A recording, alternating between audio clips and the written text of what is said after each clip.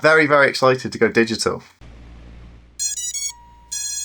If you enjoy the edit, please get subscribed. If you really enjoyed the edit, please consider sending me a coffee via PayPal, fpvwine@gmail.com. And if you really enjoyed the edit and will consider using my services, skatewinemedia.com, graphic design, videography, photography, 3D, skatewinemedia.com. Hello and welcome back to the channel. My name's FPV Wine and I'm assuming that I've uploaded this after my FPV Drone Fest UK. I've done some coverage, hopefully it's the last video now. I'm currently editing it whilst I was at FPV UK Drone Fest, upgraded to the DJI V2 goggles. I'm hoping in this package I have a Vista. I've also got an analog receiver coming, absolute bargain, £40 off of Facebook Marketplace delivered, and it will just attach on the side of here, and hopefully I can use my analog through here. Mixed reviews about using analog through a V2 headset, but I am super excited to see if that works. Review to come on that.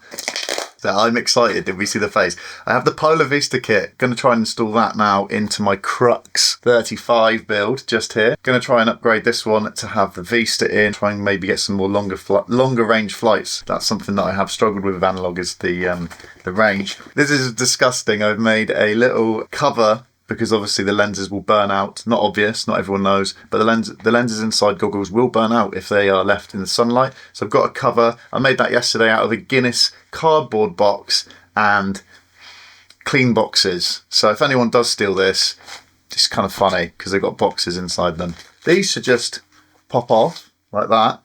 Shout outs to Robin, who I bought this for. Shout outs to Hobby RC if you want to sponsor me. Of course, they send a sweet too. That's clever marketing, that is. I will just say, I have a bloody annoyingly big bridge of my nose. I believe it's the bridge. And this here is not made for these. The bridge of my nose hits this. I just hope the bridge of the nose... Oh, the bridge of the nose is looking thinner, actually, which is good for me. That's looking really decent now, like that. I wonder if my foamy's still going to fit in. Oh, that's brilliant. Much more comfortable. And I've got no light leak. Holy crap. Definitely off the cuff review, but yeah, I recommend this foam. This is brilliant, and I think my nose fits it fairly good. I'm really happy with that foam. Off cuff review, but there's no light leaks around the sides, which I was getting with my big ass nose. NeeBee drone max comfort foam is definitely the one. Just gonna have a quick turn on. I'm really excited to see this without any light leaks. Oh wow, yeah, that's much better. Holy moly. Ha! That is like being in the cinema now. Yeah, really happy with that. Crikey, I just hope they last. I might have to buy another one. It was only like £10 from Hobby RC, no sponsorship affiliation, but very happy with that. On to the installation of this absolute beauty.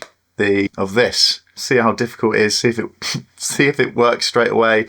I have routed my goggles. Thankfully Robin never updated them, so they were on one of the first original firmwares. I went on to fpv.wtf. Fairly straightforward. You turn them on, plug them into your computer. I tried to do it on Mac, difficult. Did it on PC, really easy. Routed them within a few minutes. If you're going to route them, make sure that you've charged your battery. If you're ever updating firmware for anything, computers, phones, tablets, cameras, always make sure you've got your batteries charged and a good solid connection. Don't use a cable that you've had since 1999 to do any updates on anything ever. I've had that, I've experienced that, and you can brick your device. And then firmware updating was actually fairly tricky. Downloading and doing it on my Mac didn't really work. Then I went onto Windows, downloaded the software center thing they have. It seems to be relatively unstraightforward. Then you have to plug these in. It tells you what firmwares you have to update. I've gone to the latest and hopefully it works straight out of the box with the Polar. So let's find out. And there we have it. A few moments later. Trying to find some screws was difficult. To put the VTX into the Crux 35. I'm now going to have to use this cable that came with the Polar Vista. I'm going to solder it to the VTX right now. I've looked at the manual. I've got the manual in front of me on my computer. I'm going to clip these because I do not need this one. I just need wires to wires. Tell you what, as much as I solder, it's always blimmin' tricky. So I've soldered those on. Now I'm going to attach it to the FC. A few moments later. This has been an absolute, as it always is, interesting experience. I am now going to test whether this has worked everything. The antennas are now in. This slot, for anyone watching, this is a UFL antenna cover, which I didn't realise actually has to go over it, hopefully. I've got a smoke stopper, so we'll test it, see how it fares. I think we're good to go. Got my smoke stopper. Praise be, this works. Nothing. A few moments later. Well, after a quick diagnostics, managed to see that I'd crossed the bridge here. So interestingly, the smoke stopper worked, but no red light or anything to tell me, it just didn't turn on, which is nice. Interesting. It said green, but there was a bridge here. And now when I plug it in, so now I'm going to see if the VTX is working. Get a smoke stopper. Oh my God. Plugged it in, it's all looking like it's a goer. I have got the battery plugged in and it's connected to my Windows PC, connected to DJI Assistant 2, currently cooling my drone with a fan because finally managed to get it to activate. It was saying failed twice. Reopened the application and now DJI Assistant 2 is now installing an update to the air unit, the Vista Polar air unit, and then hopefully, cross fingers, it'll work with the beautiful goggles. We will find out. I'm getting excited. Sorry, I'm getting excited. It has been an effort and I've still got to edit the FPV Drone Fest UK video. Go and check that video out. It's got to be out by now. Well done, Rob. You finally got there. Great edit. Fantastic people. I've been having all kinds of problems trying to activate it. Now, uploading the firmware on the Vista Polar, it didn't want to play ball. So I've changed the USB cable and now we finally got to transmitting. So it's not just you, it's me too. Problems.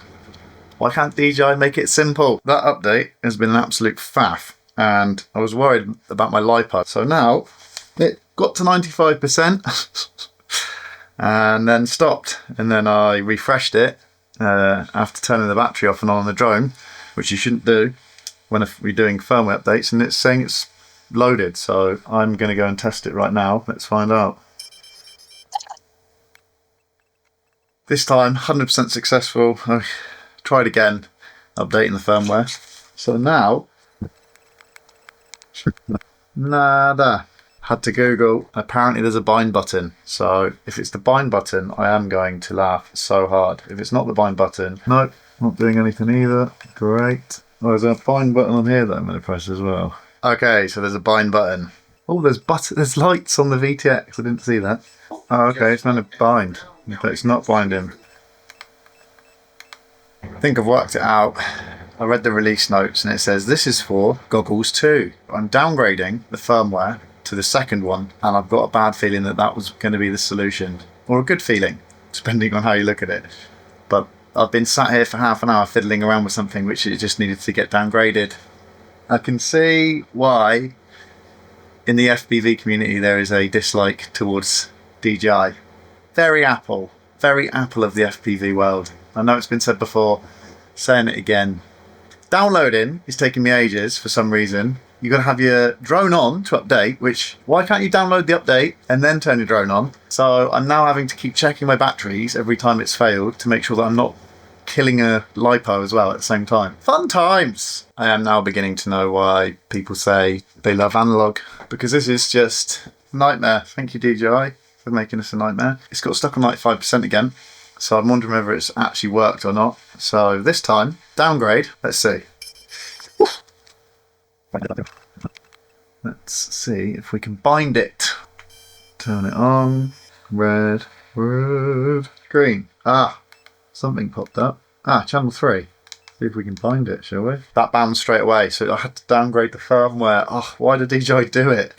So now, oh my God, the reaction! Low power mode, unable to record videos. Oh my goodness. That is amazing. I can't wait to fly.